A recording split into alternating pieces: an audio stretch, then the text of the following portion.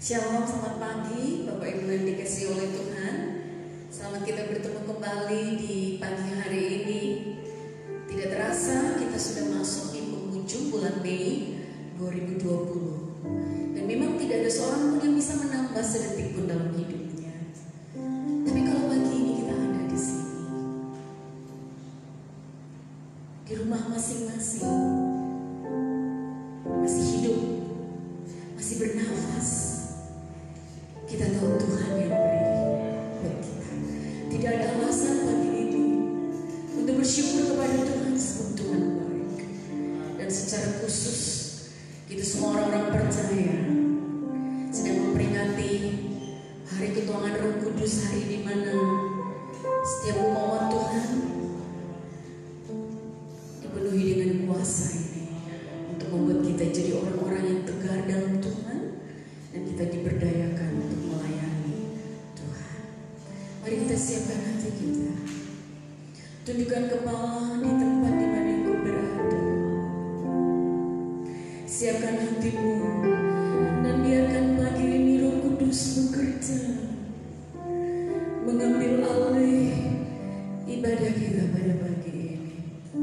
Puji Tuhan, puji Tuhan. Haleluya, puji Tuhan. Haleluya, puji Tuhan.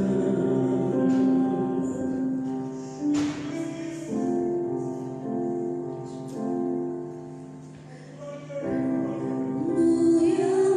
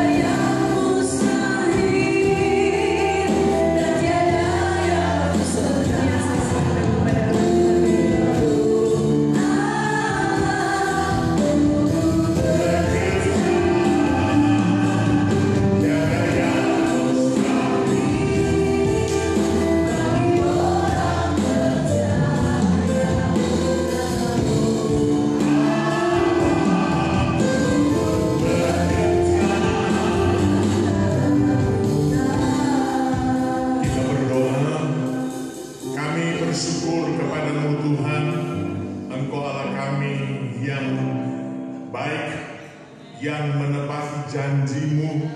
Sebelum Engkau naik ke surga, Engkau telah berpesan bahwa kami akan dipenuhi dengan Roh Kudus. Engkau telah buktikan itu kepada murid-murid di kamar loteng Yerusalem dan kepada kami yang mengasihi Tuhan. Itu sebabnya pagi ini kami dalam ibadah peringatan ketuhanan Roh Kudus, kiranya Tuhan terus mencurahkan Roh-Mu dalam setiap kehidupan kami orang percaya. Terlebih kebenaran firman-Mu akan disampaikan, biar Tuhan akan membuka hati pikiran kami, sehingga kebenaran firman Allah menjadi kekuatan untuk kami. Siaplah kami mendengarkan firman Tuhan di dalam nama Tuhan Yesus Kristus. Haleluya. Amin. Silakan kita duduk. Salam sejahtera di dalam kasih Tuhan kita Yesus Kristus. Selamat pagi buat kita semua. Kita bersyukur sekalipun kita belum bisa beribadah bersama-sama, tetapi hari ini adalah hari kita.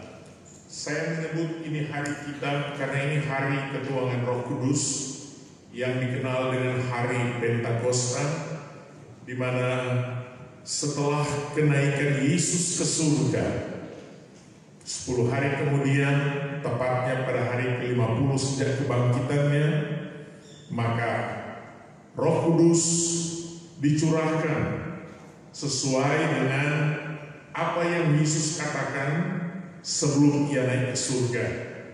Dan kebenaran ini kita patut syukuri, karena Tuhan tidak membiarkan kita piatu, tetapi Dia memberikan Roh Kudus untuk menyertai perjalanan hidup kita. Fakta dalam Alkitab jelas, di mana murid-murid di kamar loteng Yerusalem, mereka dipenuhi dengan Roh Kudus.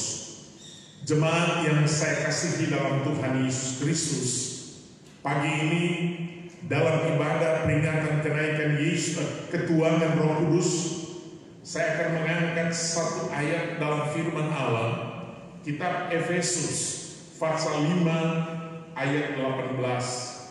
Kitab Efesus pasal 5 ayat 18. Kita bangkit berdiri dan saya akan bacakan ayat ini untuk kita semua. Dan janganlah kamu mabuk oleh anggur, karena anggur menimbulkan hawa nafsu, tetapi hendaklah kamu penuh dengan Roh. Sekali lagi bagian akhir, tetapi hendaklah kamu penuh dengan Roh. Puji Tuhan, terima kasih, silakan dulu. Jemaat yang saya kasihi dalam Tuhan dimanapun saudara berada, pagi ini saya akan berkhotbah dari satu tema, dampak kepenuhan Roh Kudus bagi orang percaya. Dampak kepenuhan Roh Kudus bagi orang percaya. Bapak Ibu Saudara yang saya kasihi dalam Tuhan, berbicara tentang kepenuhan Roh Kudus, itu jelas dalam firman Allah, baik waktu Yesus sebelum naik ke surga maupun setelah Ia naik ke surga. Kepenuhan Roh Kudus adalah satu kebenaran yang telah digariskan, yang telah dikatakan dalam firman Allah, sehingga kepenuhan Roh Kudus itu bagi orang percaya adalah satu kewajiban, keharusan dalam kehidupan ini. Saya tidak akan menjelaskan kepada kita dalam kesempatan ini bagaimana seseorang dipenuhi dengan Roh Kudus. Tetapi yang saya akan sampaikan saat ini adalah dampak dari orang percaya yang dipenuhi dengan Roh Kudus. Jemaat Tuhan, Paulus melalui ilhaman Roh Kudus dalam ayat ini mengungkapkan dua hal yang bertentangan dan sekaligus dua hal yang ada kesamaan, yakni seseorang yang diisi diisi atau dipenuhi dengan minuman keras, dalam hal ini anggur, dengan seseorang yang diisi atau dipenuhi dengan Roh Kudus. Seseorang yang diisi atau dipenuhi dengan minuman keras akan dikendalikan atau dikuasai oleh minuman keras, sehingga kehadiran minuman keras itu dalam hidup seseorang akan berdampak, akan berpengaruh dalam kemampuan dan tindakan dari orang tersebut, sehingga orang tersebut menjadi dalam tanda petik tidak normal karena pengaruh dari minuman keras itu. Itu sebabnya firman Allah dalam pembacaan kita melarang manusia mabuk oleh minuman keras yang memabukkan. Karena Alkitab berkata dalam pembacaan kita, dan janganlah kamu mabuk oleh anggur, karena anggur menimbulkan hawa nafsu. Jelas sekali ini suatu larangan, tidak dibenarkan oleh Tuhan. Orang-orang yang percaya kepada Tuhan mabuk oleh anggur, karena anggur akan menimbulkan hawa nafsu, kata firman Allah. Kitab Yakobus pasal 4 ayat 1 berkata, hawa nafsu itu mendatangkan sengketa dan pertengkaran. Pada bagian yang lain dalam kitab Galati pasal 5 ayat 17 dan ayat 19 sampai 21 berkata, hawa nafsu adalah salah satu perbuatan daging yang akan menyebabkan orang tidak mendapat bagian dalam kerajaan sorga. Nah, Bapak Ibu Saudara yang terkasih dalam Tuhan, itu sebabnya sekali lagi firman Allah melarang orang percaya mabuk oleh anggur, karena itu akan menimbulkan hawa nafsu. Dan ketika orang dipenuhi dengan anggur itu dan menimbulkan hawa nafsu, maka itu akan mendatangkan sengketa dan pertengkaran. Kita tahu semua bagaimana seseorang yang mabuk itu. Kita paham, kita lihat, barangkali kita juga pernah mengalami hal seperti itu, tidak terkendali dan lain sebagainya. Dan yang sangat fatal bahwa Alkitab berkata hawa nafsu itu akan membuat kita tidak akan masuk dalam kerajaan sorga, dalam artian yang ditimbulkan oleh minuman keras itu. Nah, demikian juga dengan seseorang yang diisi atau dipenuhi dengan Roh Kudus akan dikendalikan oleh Roh Kudus itu. Kehadiran Roh Kudus itu dalam hidup manusia akan berdampak dan berpengaruh dalam kemampuan dan tindakan orang tersebut. Sehingga ketika murid-murid dipenuhi dengan Roh Kudus dalam Kisah Rasul pasal 2 ayat 1 sampai 14, ada yang mengatakan mereka ini mabuk oleh anggur. Jadi sepertinya ada kesamaan ketika seseorang dikuasai oleh Roh Kudus. Bapak Ibu Saudara yang terkasih dalam Tuhan, dan saat ini atau pagi ini dalam peringatan ketuanan Roh Kudus, saya tidak akan membahas panjang lebar tentang bagaimana seseorang yang dikuasai oleh minuman keras itu dan apa dampak orang yang dikuasai minuman keras. Tetapi dalam ibadah peringatan ketuanan Roh Kudus, saya akan fokus pada apakah dampak atau pengaruh apabila seseorang dipenuhi dengan Roh Kudus. Bapak Ibu Saudara yang terkasih, tentu dampak dari seseorang yang dipenuhi dengan Roh Kudus ini cukup banyak di dalam kehidupan manusia tersebut. Tetapi pagi ini kita akan melihat beberapa saja dampak dan pengaruh ketika seseorang dipenuhi dengan Roh Kudus. Dampak atau pengaruh yang pertama adalah seseorang yang telah dipenuhi Roh Kudus kerinduan untuk bersekutu atau beribadah. Saudara terkasih, kerinduan untuk bersekutu dan beribadah adalah salah satu dampak akibat pengaruh dari orang percaya yang dipenuhi dengan Roh Kudus. Hal ini terlihat jelas di dalam gereja mula-mula. Ketika mereka dipenuhi dengan Roh Kudus, maka ada satu kerinduan, kehausan dari umat-umat Tuhan untuk bersekutu atau beribadah kepada Tuhan. Bahkan Alkitab berkata mereka itu berkumpul tiap-tiap hari dalam bait Allah. Ada satu kerinduan, ada satu kehausan yang ditimbulkan oleh Roh Kudus untuk orang-orang percaya itu bersekutu dan beribadah. Hal ini jelas sekali di dalam Kisah Rasul pasal 2 ayat 41 sampai ayat 47 dan Kisah Rasul 5 ayat 12. Saya bacakan untuk kita. Orang-orang yang menerima perkataannya itu memberi diri dibaptis, dan pada hari 17 mereka bertambah kira-kira 3.000 jiwa. Mereka bertekun dalam pengajaran rasul-rasul dan dalam persekutuan, dan mereka selalu berkumpul untuk memecahkan roti dan berdoa. Ini kata selalu. Dan mereka selalu berkumpul untuk memecahkan roti dan berdoa. Ayat berikut. Maka, ya kita lompat saja ayat 46. Ayat 46. Dengan bertekun dan dengan sehati mereka berkumpul tiap-tiap hari. Mereka berkumpul tiap-tiap hari dalam bait Allah. Mereka memecahkan roti di rumah masing-masing secara berdiri dan makan bersama dengan gembira, dengan tulus hati. Ayat 47. Sambil memuji Allah, dan mereka disukai semua orang.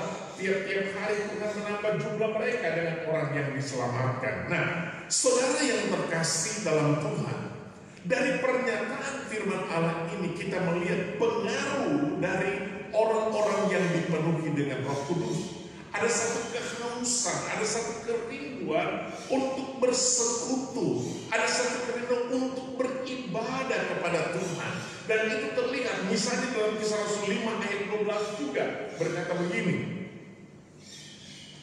Dan oleh rasul-rasul diadakan banyak tanda dan mujizat di antara orang banyak. Semua orang percaya selalu berkumpul di Serabi Salomo dalam persekutuan yang erat. Ini ada satu gerakan yang telah dibuat oleh Roh Kudus, sehingga umat-umat Tuhan yang dipenuhi dengan Roh Kudus, mereka selalu mau beribadah kepada Tuhan. Nah, saudara yang terkasih, bersekutu atau beribadah kepada Tuhan adalah satu keharusan bagi orang percaya. Kita tahu sejak dalam perjanjian lama, Keluaran 23 ayat 25, bahwa kita diperintahkan oleh Tuhan untuk beribadah kepada Tuhan. Maka Tuhan akan memberkati air, rotimu, dan penyakit akan dilalukan.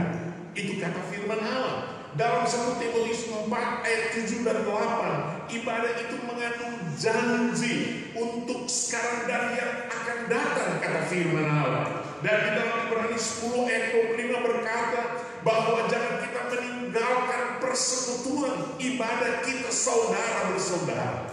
Jadi itu adalah satu keharusan. Tapi saya mau bilang kepada saudara, sekalipun beribadah itu adalah satu keharusan, tetapi apabila kita tidak dipenuhi dengan Roh Kudus, maka kita tidak ada kehausan, kerinduan yang besar untuk bersekutu dan beribadah kepada Tuhan. Tetapi ketika kita dipenuhi dengan Roh Kudus, maka ada satu kehausan, kerinduan dalam kehidupan ini untuk beribadah kepada Tuhan. Kita akan merasa ada yang kosong dalam kehidupan kita apabila kita tidak beribadah kepada Tuhan. Karena Roh Kuduslah yang membuat kerinduan ini. Roh Kuduslah yang mendorong kita untuk senantiasa beribadah kepada Tuhan.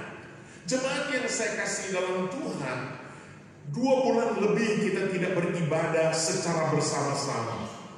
Dan sudah banyak jemaat yang berkata, kapan kita harus beribadah? Saya tahu ini disebabkan karena pengaruh dari Roh Kudus yang ada dalam kehidupan orang percaya. Mereka merasa ada yang hilang dari hidup mereka ketika mereka tidak bersekutu, tidak beribadah kepada Tuhan. Dan oleh karena itu, Bapak Ibu Saudara yang terkasih, penting sekali kita dipenuhi dengan Roh Kudus. Sebab dengan kita dipenuhi Roh Kudus, ada satu kehausan, kerinduan dari kita untuk senantiasa selalu mau beribadah kepada Tuhan. Bapak Ibu Saudara yang terkasih, boleh-boleh saja kita beribadah kepada Tuhan, tapi pasti akan terbatas. Tapi orang yang dipenuhi dengan Roh Kudus, dia akan merasa yang ada yang hilang dalam hidup ini apabila ia tidak beribadah kepada Tuhan. Roh Kudus berdampak, memberikan kerinduan, kehausan untuk kita terus beribadah kepada Tuhan. Hal yang kedua, dampak dari kepenuhan Roh Kudus itu adalah kerinduan untuk hidup dalam kekudusan. Sekali lagi, kerinduan untuk hidup dalam kekudusan atau kesucian. Saudara yang saya kasih dalam Tuhan Yesus Kristus, dampak atau pengaruh yang lain dari orang percaya yang dipenuhi dengan Roh Kudus adalah kerinduan untuk hidup dalam kekudusan. Hidup dalam kekudusan atau kesucian tidak dapat dipisahkan dari setiap orang yang telah dipenuhi dengan Roh Kudus. Mengapa saudara yang terkasih? Karena namanya saja Roh Kudus. Roh Kudus, jadi karena Roh Kudus itu ada dalam kehidupan kita, maka dia mendorong kita untuk selalu hidup di dalam kekudusan. Karena Alkitab berkata dalam 1 Korintus 3 ayat 16, kalau ditayangkan, mengatakan seperti ini. Tidak tahukah kamu bahwa kamu adalah bait Allah dan bahwa Roh Allah diam di dalam kamu? Setiap orang percaya yang dipenuhi dengan Roh Kudus, Roh Allah itu diam dalam kehidupannya. Nah, kalau Roh Allah itu diam dalam kehidupannya, sudah pasti Roh Allah ini akan mendorong kita untuk senantiasa hidup dalam kekudusan, hidup dalam kesucian. Pada bagian yang lain, dalam 1 Korintus 6 ayat 18 dan 19 berkata seperti ini. Jauhkanlah dirimu dari percabulan. Setiap dosa lain yang dilakukan manusia terjadi di luar dirinya. Tetapi orang yang melakukan percabulan berdosa terhadap dirinya sendiri. Terus, atau tidak tahukah kamu bahwa tubuhmu adalah bait Roh Kudus yang diam di dalam kamu, Roh Kudus yang kamu peroleh dari Allah, dan bahwa kamu bukan milik kamu, dan seterusnya. Jelas sekali bahwa ketika seseorang dipenuhi dengan Roh Kudus, itu berarti Allah akan mendorong orang yang dipenuhi Roh Kudus itu untuk senantiasa hidup di dalam kekudusan. Bapak Ibu Saudara yang saya kasih dalam Tuhan Yesus Kristus, kenapa? Karena memang Allah itu kudus adanya, sehingga Allah menginginkan kita hidup dalam kekudusan. Coba kita lihat di dalam 1 Petrus 1 ayat 14 dan sampai 16 berkata begini.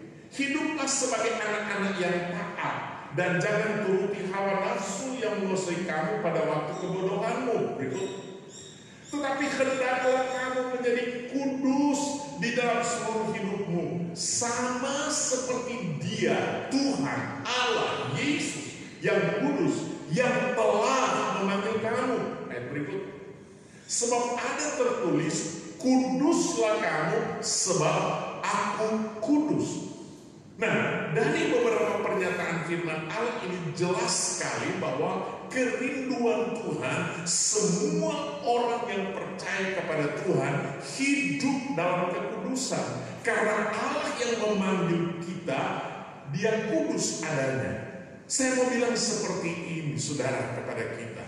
Untuk hidup dalam kekudusan dengan kekuatan dan kemampuan kita sebagai manusia biasa, kita tidak akan bisa untuk hidup dalam kekudusan. Betapa sulitnya manusia tanpa Roh Kudus untuk hidup dalam kekudusan. Itu sebabnya Tuhan memberikan Roh Kudus itu kepada orang-orang percaya, menolong kita, membantu kita supaya kita bisa hidup dalam kekudusan. Jangankan orang percaya yang sudah dipenuhi dengan Roh Kudus, tetapi dia tidak mempertahankan hidup Roh Kudus itu dalam hidupnya, dia bisa jatuh dalam dosa, dia bisa hidup di dalam perbuatan-perbuatan dosa. Apalagi yang sama sekali yang belum dipenuhi dengan Roh Kudus. Tuhan mau supaya semua orang percaya dipenuhi dengan Roh Kudus. Kepenuhan Roh Kudus itu tidak hanya diperuntukkan kepada hamba-hamba Tuhan, kepada para pelayan-pelayan gereja, tetapi semua orang yang percaya kepadanya. Juga janji kepenuhan Roh Kudus itu menjadi bahagian kita. Jemaat yang saya kasih dalam Tuhan, sekali lagi, untuk hidup dalam kekudusan dengan kekuatan kemampuan kita tanpa Roh Kudus, kita tidak bisa. Tapi hanya dengan kita dipenuhi dengan Roh Kudus, Roh Kudus akan memberikan kerinduan yang dalam hidup kita, supaya kita hidup dalam kekudusan, saudara. Maka dari itu, Bapak Ibu Saudara terkasih, mari bagi kita yang belum dipenuhi Roh Kudus, supaya kita berdoa supaya Tuhan memenuhi kita dengan Roh Kudus. Karena dengan kita dipenuhi Roh Kudus itu akan berdampak dalam kehidupan kita sebagai orang percaya, sehingga pikiran kita, hati kita kudus di hadapan Tuhan, bukan hal-hal yang kotor dan najis. Saudara, kita sedang hidup di satu zaman yang kekudusan ini sangat-sangat membahayakan kehidupan kita. Pengaruh dari hal-hal yang kotor, najis itu terlalu besar. Tapi saya mau bilang kepada saudara, Roh Kudus dicurahkan Tuhan kepada semua orang percaya, supaya dengan kita dipenuhi Roh Kudus, ada kerinduan dalam hidup kita untuk hidup dalam kekudusan. Bapak Ibu Saudara yang terkasih, bagaimana dengan kita? Hidup dalam kekudusan itu adalah harga mati. Seperti firman Allah sudah katakan, kuduslah kamu karena aku kudus. Itu berarti kekudusan itu harga mati untuk saya dan saudara. Namun tanpa Roh Kudus memenuhi kita, kita tidak dapat hidup dalam kekudusan. Hanya kita yang dipenuhi dengan Roh Kudus, kita akan mengalami hidup dalam kekudusan. Karena Roh Kudus itu selalu mengingatkan kita untuk hidup di dalam kekudusan itu. Berapa banyak saudara yang terkasih, orang-orang percaya yang tidak bisa hidup dalam kekudusan karena dengan kekuatan sendiri. Tapi kiranya di dalam hari peringatan ketuhanan Roh Kudus ini, kita benar-benar menyadari betapa pentingnya saya dipenuhi dengan Roh Kudus. So, dengan kita dipenuhi dengan Roh Kudus, maka Dia akan memberikan selalu kerinduan dalam hidup kita untuk hidup dalam kekudusan. Yang terakhir, Bapak Ibu, dampak atau pengaruh dari seseorang yang dipenuhi dengan Roh Kudus, yaitu yang ketiga adalah kerinduan untuk memberitakan Injil.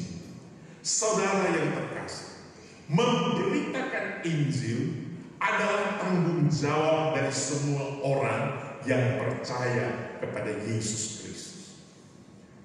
Bukan hanya tanggung jawab dari para hamba Tuhan, orang-orang keluaran sekolah teologi, tapi semua orang yang percaya kepada Yesus mempunyai tanggung jawab untuk memberitakan Injil.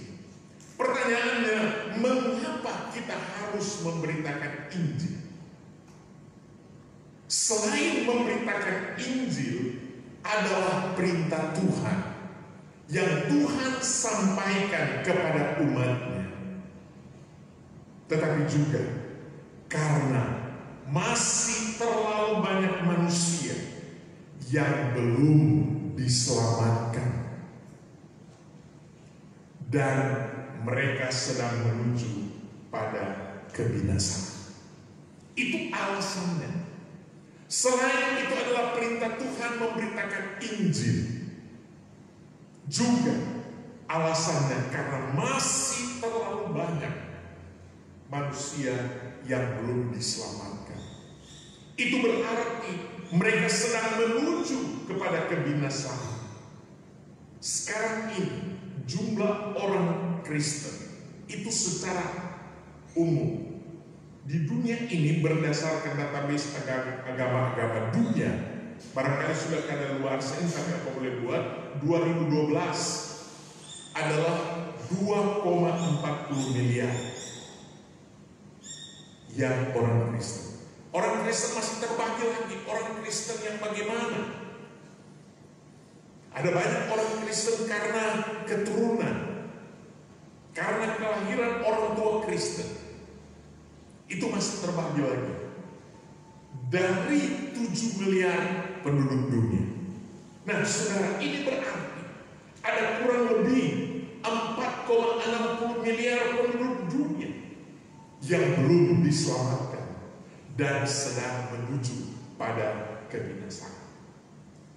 Dari jumlah tersebut terdapat suami kita, istri kita, anak-anak kita, opa kita, oma kita, saudara kita, ipar kita, besan kita, tetangga kita, teman kerja, dan sebagainya. Saudara, ini menunjukkan bahwa betapa tanggung jawab memberitakan Injil ini sangat-sangat penting. Nah, Paulus berkata dalam 1 Korintus pasal 9 ayat 16b, celaka aku jika aku tidak memberitakan Injil. Paulus berkata, celaka aku kalau aku tidak memberitakan Injil. Artinya, memberitakan Injil bagi Paulus adalah hal yang wajib dan harus dilaksanakan. Mengapa, saudara? Karena memberitakan Injil bukan mengkristenisasikan, tetapi memberitakan Injil adalah perintah Yesus Kristus bagi setiap orang yang percaya padanya. Bisa bilang amin, saudara. Jadi memberitakan Injil itu bukan mengkristenisasikan orang, bukan, tetapi melakukan perintah Yesus bagi setiap orang yang percaya. Itu sebabnya Bapak Ibu, sebelum Yesus naik ke surga, Ia memberikan pesan penting bagi saya dan saudara, agar setiap kita yang percaya kepada Yesus pergi memberitakan Injil. Saudara terkasih, Markus pasal 16 ayat 15 dan 16 dan seterusnya berkata begini. Lalu Ia berkata kepada mereka, pergilah ke seluruh dunia, beritakanlah Injil kepada segala makhluk. Ayat 16, siapa yang percaya dan dibaptis akan diselamatkan, tapi siapa yang tidak percaya akan dihukum. Nah, ayat ini jelas. Siapa yang percaya, dia diselamatkan. Percaya kepada Yesus Kristus sebagai Tuhan, diselamatkan, kata firman. Sebab di dalam beberapa ayat firman Allah, Yesus berkata dalam Yohanes 14 ayat 6, sesungguhnya aku berkata kepada aku, inilah jalan, kebenaran dan hidup. Tidak ada seorang sampai kepada Bapa kecuali melalui aku. Jelas sekali, untuk sampai kepada Allah harus melalui Yesus, kata firman Allah.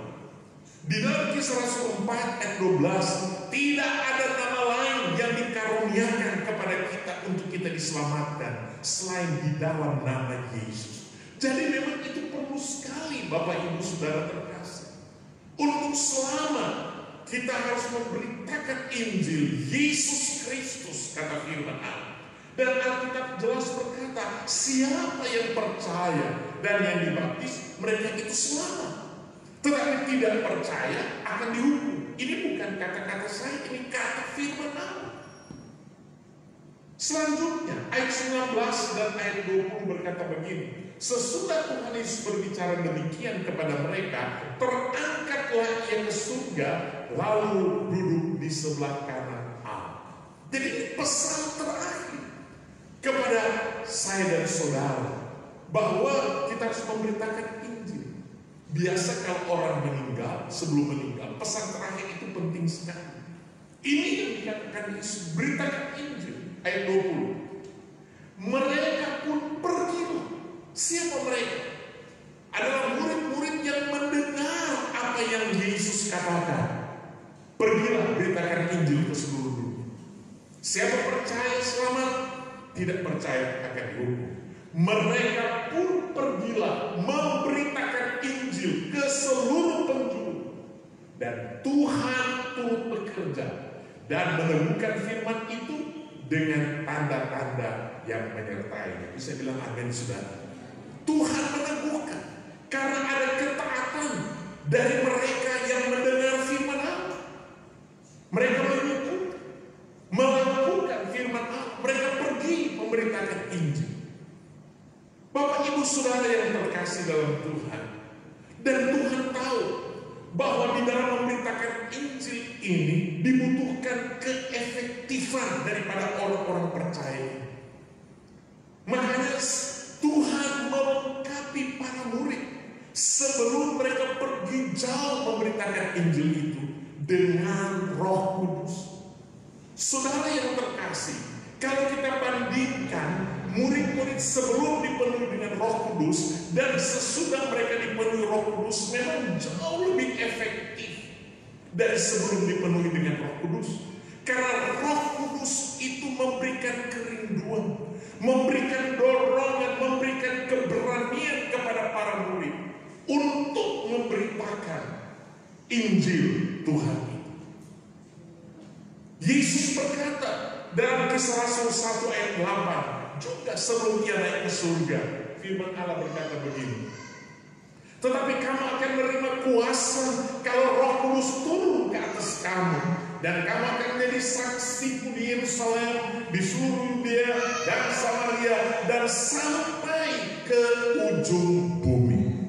Bapak Ibu Saudara terkasih, Yesus berkata kamu akan menerima Roh Kudus kalau Roh Kudus turun atas kamu, dan kamu akan menerima kuasa, dan kamu akan menjadi saksi bagiku, mulai dari Yerusalem, Yudea, Samaria, sampai ke ujung bumi. Jemaat yang saya kasih dalam Tuhan, jadi Tuhan memenuhi Roh Kudus bagi orang percaya, bukan menjadi aksesoris kehidupan orang Kristen, bukan supaya kita dibilang sudah dipenuhi dengan Roh Kudus, supaya bukan kita bangga sudah penuh Roh Kudus. Tapi ingat sekali lagi, salah satu maksud pemenuhan Roh Kudus, supaya orang percaya ini mereka pergi untuk memberitakan Injil. Saya justru memaafkan, saya sanksi dengan gereja yang berkata dipenuhi dengan Roh Kudus, gereja yang mengandalkan Roh Kudus, lalu jemaatnya tidak berani untuk pergi memberitakan Injil Yesus Kristus. Roh Kudus yang mana itu, saudara yang terkasih?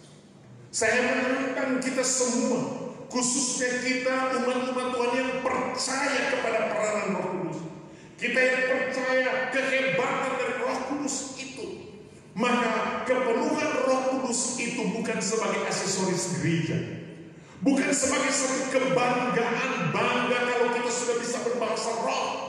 Apa arti semua itu kalau tujuan utama memberitakan Injil itu tidak kita lakukan? Bapak Ibu Saudara yang terkasih, jemaat yang saya kasih dalam Tuhan, Tuhan memberikan Roh Kudus supaya kita menjadi saksi bagi Dia. Menjadi saksi bagi Tuhan artinya kita menyampaikan kebenaran firman Allah tentang Yesus Kristus yang telah mati dan bangkit bagi semua orang yang percaya kepadanya. Tujuannya supaya orang-orang yang belum diselamatkan dapat diselamatkan. Makanya Tuhan menyertai percaya dengan tanda-tanda yang luar biasa ketika orang itu dipenuhi dengan Roh Kudus. Bapak Ibu Saudara yang saya kasih dalam Tuhan, murid-murid dan orang percaya menjadi giat dalam memberitakan Injil setelah mereka dipenuhi dengan Roh Kudus. Sekalipun Bapak Ibu Saudara terkasih, ada konsekuensi yang harus dihadapi oleh orang-orang yang sudah dipenuhi dengan Roh Kudus ini di dalam memberitakan Injil. Tetapi itu tidak mengurungkan niat mereka di dalam memberitakan Injil. Bapak Ibu Saudara yang terkasih, mari kita lihat dalam firman Tuhan. Kisah Rasul 4 ayat 31 berkata begini. Dan ketika mereka sedang berdoa, goyanglah tempat mereka berkumpul itu, dan mereka semua penuh dengan Roh Kudus. Luar biasa, mereka semua penuh dengan Roh Kudus. Lalu mereka memberitakan firman Allah dengan berani. Bisa bilang amin, saudara. Ini luar biasa. Orang-orang yang dipenuhi dengan Roh Kudus, yang tadinya mereka berdoa di tempat-tempat tertutup, takut ada tentara Romawi yang mengancam kehidupan mereka. Tetapi justru Bapak Ibu, setelah mereka dipenuhi dengan Roh Kudus, mereka memberitakan firman Allah dengan berani. Siapa yang membuat mereka jadi berani? Roh Kudus yang ada dalam hidupnya. Roh Kudus yang telah mendorong mereka. Roh Kudus yang telah memberikan kerinduan kepada mereka untuk memberitakan Injil Tuhan itu. Saudara-saudara yang terkasih dalam Tuhan, kalau kita baca di dalam Kisah Rasul 5 ayat 42 berkata seperti ini. Dan setiap hari mereka melanjutkan pengajaran mereka di Bait Allah dan di rumah-rumah orang dan memberitakan Injil tentang Yesus yang adalah Mesias. Luar biasa gereja mula-mula. Saya mau bilang kepada saudara, andai kata mereka tidak memberitakan Injil, maka kita tidak ada saat ini, saudara. Karena mereka lah yang berusaha memberitakan Injil sampai kita ada saat ini, saudara yang terkasih. Bagaimana dengan generasi yang akan datang? Kalau kita yang ada ini, yang sudah mengerti firman Allah, kita yang menyatakan sudah dipenuhi dengan Roh Kudus, tapi kita diam, tidak mau memberitakan Injil. Kasihan generasi akan datang, saudara. Kita telah memutus mata rantai keselamatan bagi mereka generasi yang akan datang. Tapi marilah kita yang ada saat ini, di dalam hari peringatan ketuhanan Roh Kudus, biar benar-benar kita semua sadar salah satu dampak kepenuhan Roh Kudus itu, yaitu kerinduan untuk memberitakan Injil. Kiranya kita semua yang memperingati hari ketuhanan Roh Kudus ini dipenuhi dengan Roh Kudus. Dengan kita dipenuhi dengan Roh Kudus, kita akan menjadi pemberita-pemberita Injil. Ini tidak berarti kita semua harus masuk sekolah teologi. Ini tidak berarti kita harus masuk sekolah Alkitab. Tetapi semua orang yang dipenuhi dengan Roh Kudus, dia harus menjadi saksi bagi Kristus dimanapun dia berada. Di kampus di mana dia kuliah, di tempat kerja di mana dia kerja, di tempat tinggal di mana dia tinggal, dia menjadi saksi bagi Kristus. Sehingga kehadirannya sebagai orang percaya yang dipenuhi dengan Roh Kudus akan berdampak kepada orang lain, sehingga akan ada banyak orang yang menjadi percaya kepada Tuhan Yesus Kristus.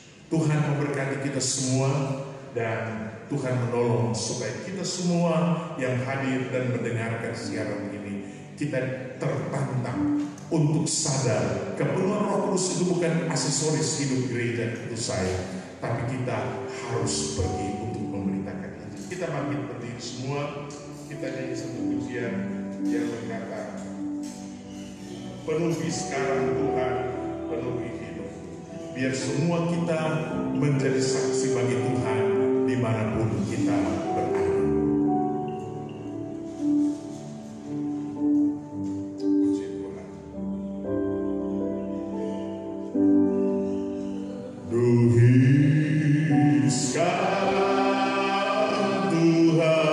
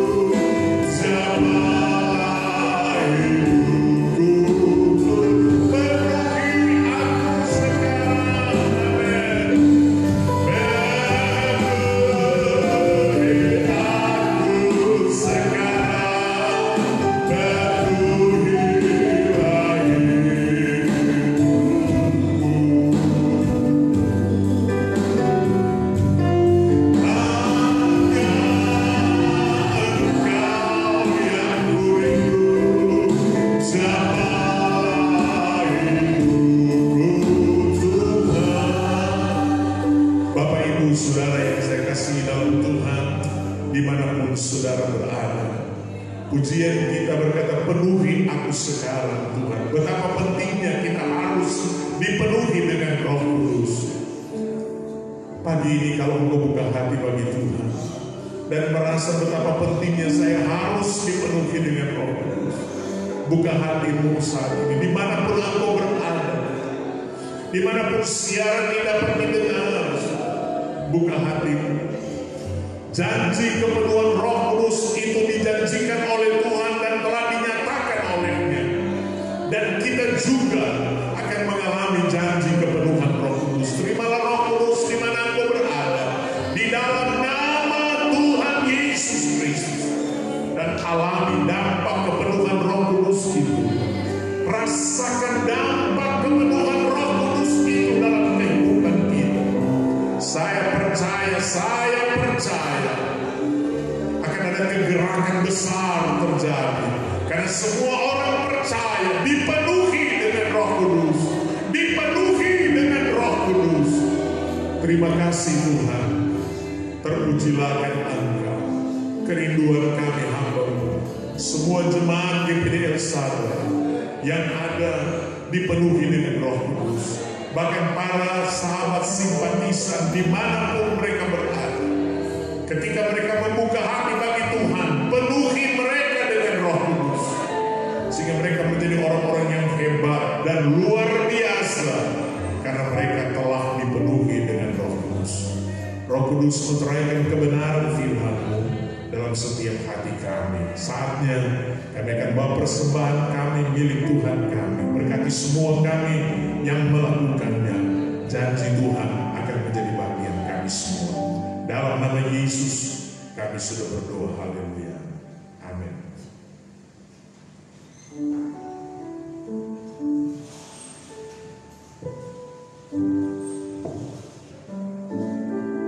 Puji nama Tuhan.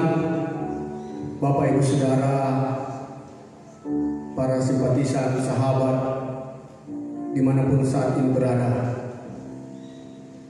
mari kita nikmati ketuanan Roh Kudus, karena dengan adanya Roh Kudus maka dapat dimampukan kehidupan kita supaya kita dapat menjalani hidup ini. Puji nama Tuhan. Saatnya kita akan membawa persembahan, kita angkat pujian api Pantekosta kumpulnya. Amin.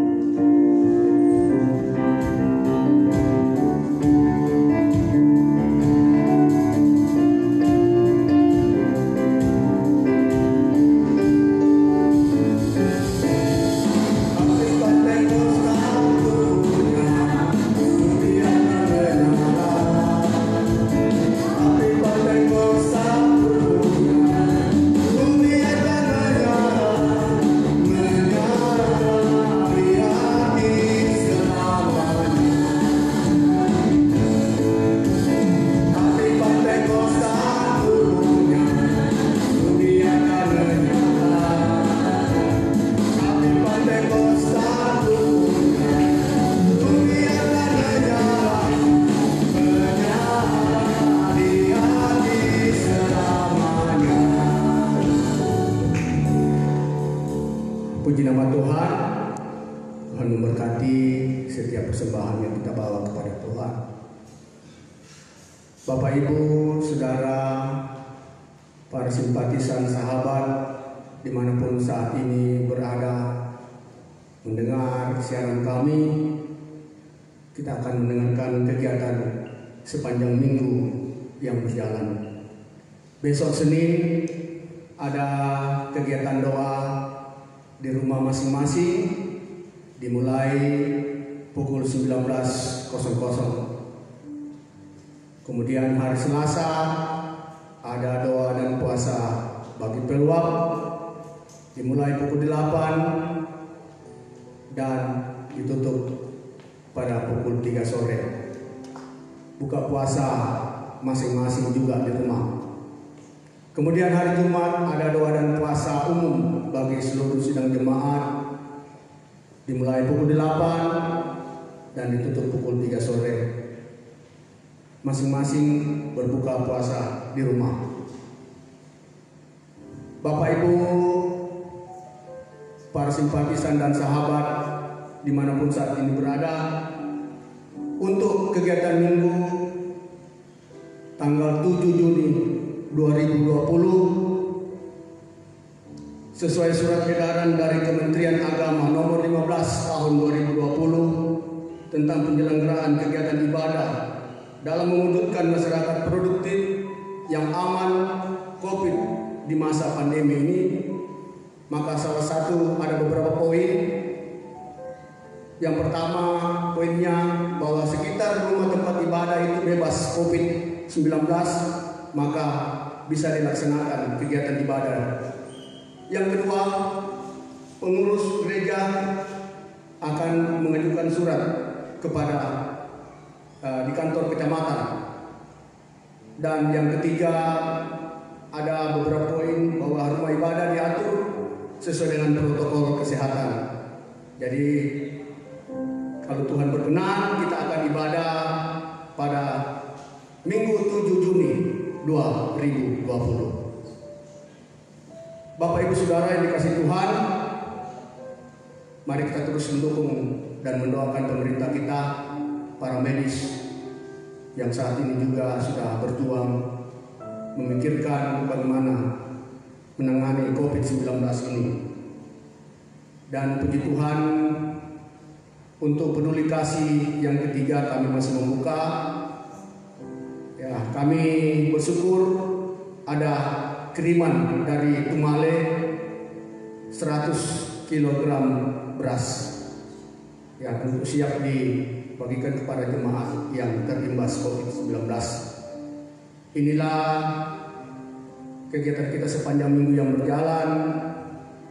Tuhan memberkati semua. Selamat menikmati ketuangan Roh Kudus. Tuhan memberkati. Pekerjaan selanjutnya saya serahkan kepada Bapak Gembala. Ya, perlu kami tambahkan seperti yang sudah diumumkan bahwa pembukaan kembali rumah-rumah ibadah untuk beribadah tetapi tetap mengikuti aturan yang dikeluarkan oleh Kementerian Agama. Maka oleh karena itu ada beberapa langkah yang harus kita usahakan dalam minggu ini. Insya Allah kalau hal ini sudah terpenuhi, itu berarti hari Minggu depan kita akan beribadah di tempat ini.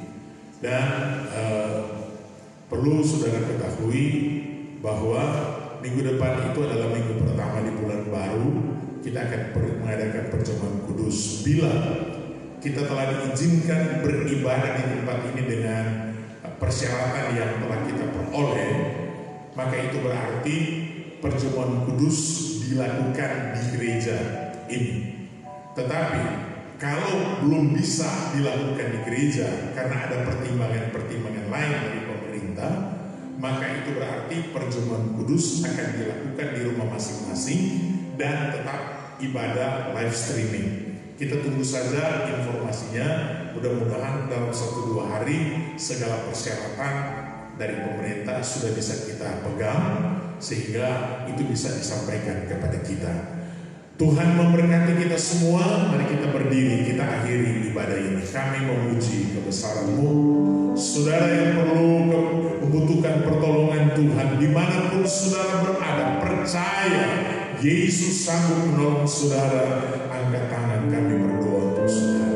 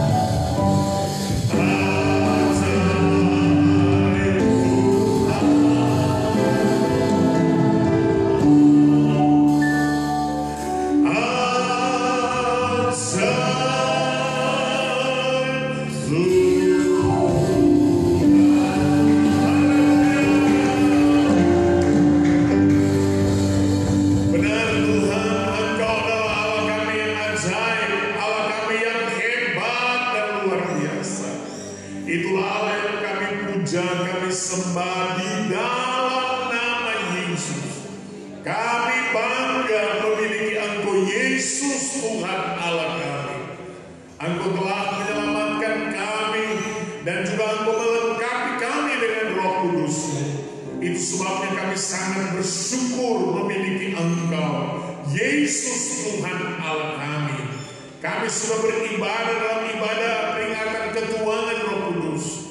Kami percaya Tuhan, semua kami, baik kami yang di sini, di rumah umat-umat-Mu, di mana siaran ini dapat dijangkau.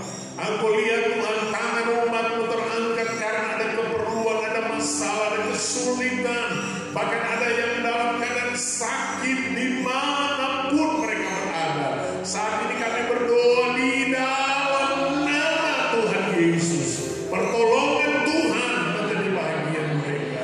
Khususnya berdoa bagi Ibu Moren dalam pemulihan kesehatan, Bapak Yohanes Minggu dalam pemulihan kesehatan, Saudara Tigor dalam pemulihan kesehatan. Berdoa bagi Bapak, bagi Ibu Wowo Runtu dan anak Desi yang sedang sakit di rumah, dan barangkali ada yang lain yang tidak sempat kami sebutkan nama mereka.